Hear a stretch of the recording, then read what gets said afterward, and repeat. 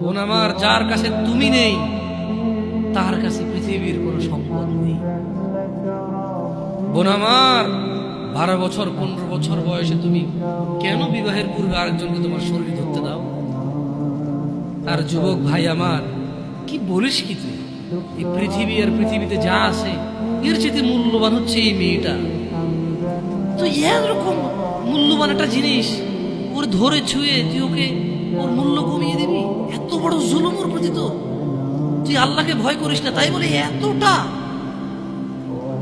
এতটা কি বলিস তুই? তুই কি কারো গাড়ির গ্লাস ভাঙছিস জীবনে? না। কেন? ওর লস হবে। তুই কি কোনোদিন কোনো মানুষকে ঘুষে দিছিস? না।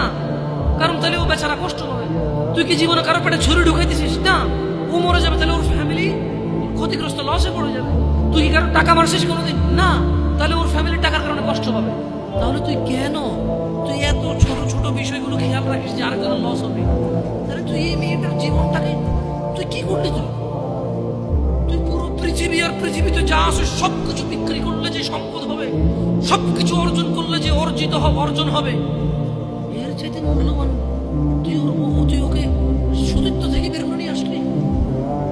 তুই তোর সামান্য ডিজায়ার ফুলফিল করার জন্য, যেটা আল্লাহ তোর জন্য বৈধ করেছে কবুল বললে,